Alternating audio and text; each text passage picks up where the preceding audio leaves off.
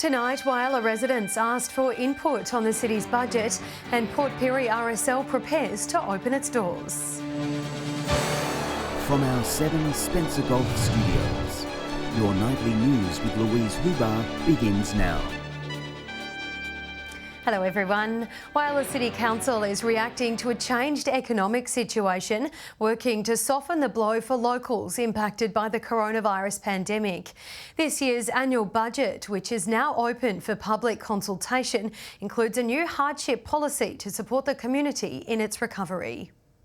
It's that time of the year again. This year's council budget looking slightly different, however, heavily focused on helping the community and economy bounce back to a pre-coronavirus state. So we wanted to make it known to the community that we have a hardship policy which has been made available at the beginning of the COVID pandemic. Businesses impacted will be a key focus of the support. Provisions have also been made to assist residents who are experiencing financial hardship as a result of the pandemic. There is a 3.6% rate increase proposed, but that equates to less than $1 a week for the average residential property. Slightly less than what we would have liked to have gone out with. We do have a long-term financial plan that looks at our spending over the next 5 to 10 years. The budget includes multiple additions and renewals to the city, including running stormwater through Civic Park and upgrading the Whyalla Airport, all aimed to help inject almost $25 million into economic development. We're also looking at spending some money around the HMS Whyalla, the Tandera Craft Village, out at the rec centre, Jubilee Park. Community consultation is now open and all entries must be submitted by the 21st of August. A full copy of Council's budget is available online. They'll also be holding an open information session here at the Whyalla Public Library next Wednesday night. Sophia Contagonis, 7 Spencer Golf News. Memorials commemorating conflicts fought in Southeast Asia are on display at Port Pirie's Memorial Oval thanks to the commitment of local veterans. The instalments have been showcased in time for Vietnam Veteran Day. These newly established storyboards depict an important pastime for Australian veterans. Tell the background story about each of the 4 conflicts, Korea, Borneo, Malaya and Vietnam. Members working around the clock to get the instalments finished. Now they're encouraging locals to come have a look. Corten steel, so they'll become orange with a nice patina of rust eventually, but yeah, I think they look good. Local Vietnam veteran Jeff Kenyon helping to proofread and fact-check the writing. It's a chance for the young people to learn more about the conflicts Australia's been involved in. He says it's taken time for Australian residents to recognise and commemorate this war. Had very rough communication with the Australian public coming home, but all is well these days. The storyboards feature an interactive barcode to dive deeper into our history. Come to understand more about Australian history this way. Port Pirie's RSL Museum will be opening its doors on Monday after months of being closed. It is a big deal for our members and also for members of the public that like to visit our RSL and museum. The club is preparing for Vietnam Veteran Day on the 18th of August. First major battle in Vietnam for Australian soldiers on their own. People have named the 18th of August as being the one. An important role was played by Australia and the veterans should be remembered. Shari Hams, 7 Spencer Golf News. A 45-year-old Risdon Park woman has been charged for allegedly riding her bike while over the legal drinking limit yesterday evening. Just after 6 o'clock, patrols saw the rider without any lights turning on Grey Terrace in Port Pirie South. When police started to follow the woman, they saw her fall off the push bike and onto the footpath. It's alleged she blew a blood alcohol reading of 0.192. She's due to face court. Real-time fuel prices are just around the corner with the legislation now passed through Parliament in South Australia. The rules will see petrol stations forced to disclose their prices to a database within half an hour of any changes. The mining minister says it's welcome news for motorists if they use the app correctly. Petrol buyers don't act on that information, then there won't be any change. We want the service stations who are looking after their customers the best they can to be the ones that get rewarded. The Realtime app is set to be rolled out by the end of the year and will run for a year for a trial. Stay with us. Still to come tonight, a Whyalla school keeping its students protected from the sun's harsh rays. And the Clontarf Foundation reflects on a successful 18 months of nurturing Port Augusta's young people.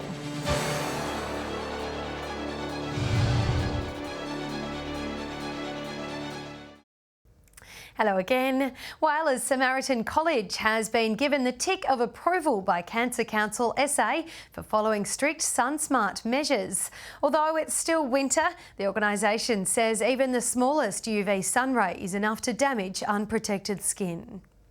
Slip, slop, slap, seek and slide. It's the term we all grew up learning about. Cancer Council SA urging South Australian children to be sun-smart all year round. It's not a great extra burden to have children wear hats. I think they find it quite natural now, a bit like bike helmets and things. Whyalla's Samaritan College, a proud SunSmart member, enforcing protective measures across all of its school campuses. Policy covers all three campuses. Some are specific for primary school activities and secondary, but as a whole school we work through that policy every year and get it ticked off by the Cancer Council. We know that melanoma is the most diagnosed cancer in young South Australians aged 12 to 24, which is why it's so important that the SunSmart message gets through and people start protecting their skin at an early age. The length of the uniforms and type of hat, all requirements needed to meet the organisation's protocols. About 10 years ago it really just was about wearing hats and that was about it, with maybe the odd request for sunscreen, but now it's the length of breaks, how often the children are out, do we need even to wear hats on certain days. Cancer Council says protecting students in the winter is just as important, as it doesn't stop UV rays from being present. The infrared heat is what you feel on your body, whereas the ultraviolet radiation is what penetrates the skin and causes damage. Playing outside with friends, it's the best part of the day for many. I play like Chasey and Spider-Man. Putting on sunscreen and grabbing a hat, it's a school ritual before every recess and lunch. Because you'll get sunburnt. This old saying still stands: no hat, no play, no fun today. When we go outside and we don't have a hat, we go into shelter. I wear my hat every recess and lunch. Sophia Contagonis, 7 Spencer Gulf News. Regional university students have been given a head start to their studies by undertaking a writing course this week. Port Pirie undergraduates learning in depth from the experts what it takes to write at a university level. Putting pens to paper, these students are fresh on the university scene and have a lot to learn with years of studying ahead. How to form an essay with like the introduction, body paragraphs and conclusions, and I'm really looking forward to doing the referencing session that we have further on. A local academic writer conducting face-to-face sessions this week to help regional students understand exactly what university standards require. Local woman who lives in Borough, and she puts these sessions together with the knowledge that she's gained over studying with a range of different universities. Students say they were surprised to find university writing standards to be a lot different to school.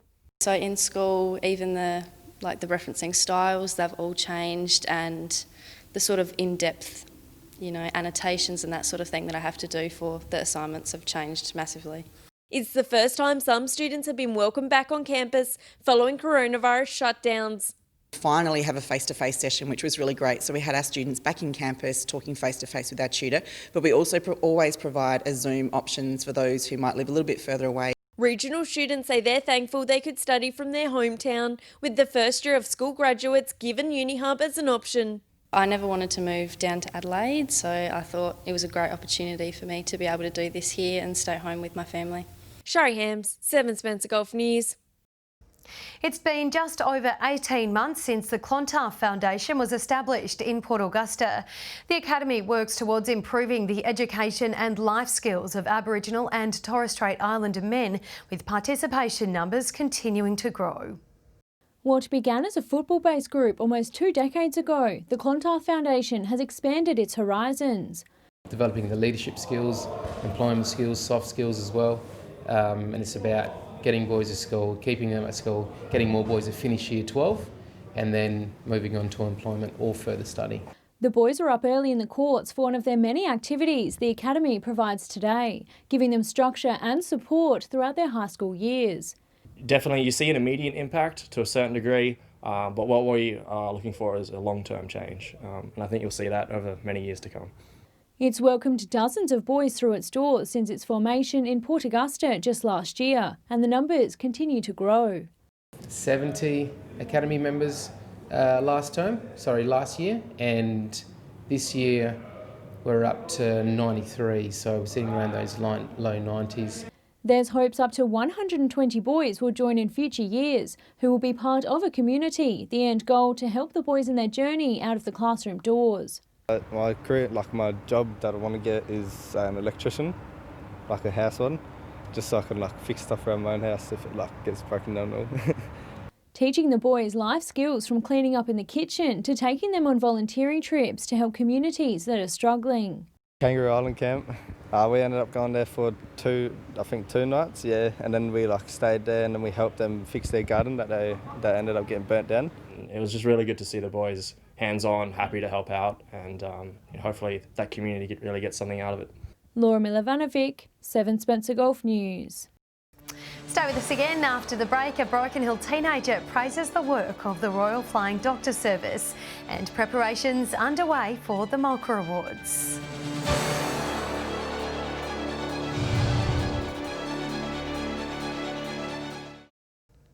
A 15-year-old Broken Hill boy has thanked the Royal Flying Doctor Service after they came to his aid when he broke his ankle in a farming incident.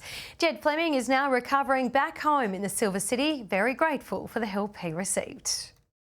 Jed Fleming was mustering sheep at a friend's property when he came off his bike in a dried up creek. My heel went straight into the ground and it broke from the bottom up, and then I flipped over the bars, and then somehow the bike ended up with the back wheel where I was going. After a 2-hour journey back from the property on bumpy roads, he was admitted to Broken Hill Hospital where he was told he had a fractured wrist and a shattered ankle. His mum Tammy said the situation looked bleak, with her son needing urgent treatment in Dubbo. It's like an 8 or 9 hour drive, and the way his leg was, there wasn't any condition to be driven there. The next day, relief as the Royal Flying Doctor came to the rescue, transporting Jed to Dubbo for his surgery. Thankfully, they were there to bring him back as well, with Jed dreading the long drive home after his operation. They were very friendly, and because I'm scared of planes, they made it really comfortable to get on there. Jed is now on the road to recovery. Time away from school has actually made him miss it. He's looking forward to catching up with his mates and playing a bit of rugby. Patrick Reinke, 7 Spencer Golf News.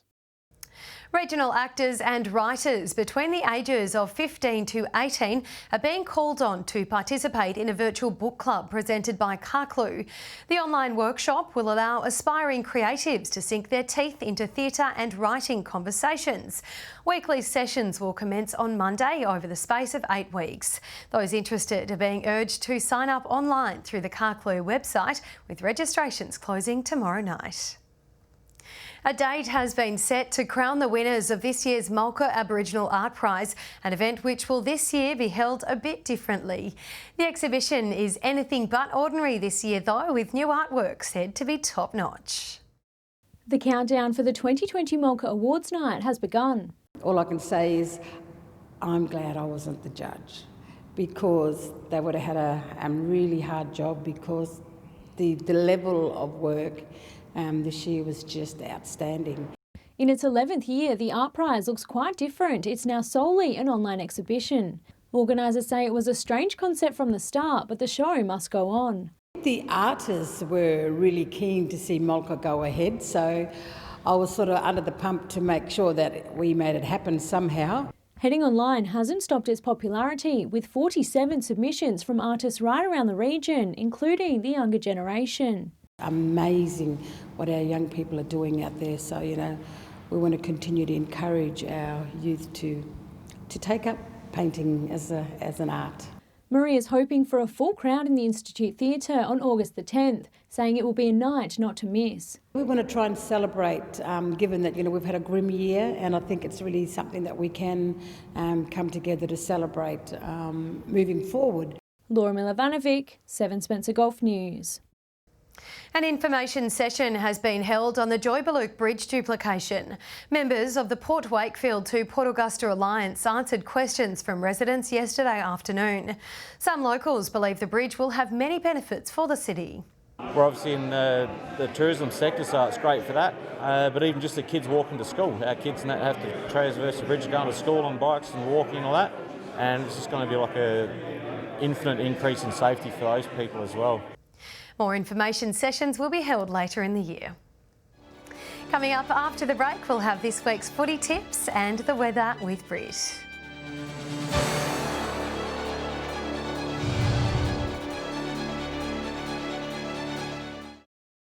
Welcome back. Here's this week's footy tips. Good evening everybody and welcome to SGL Round 5 football.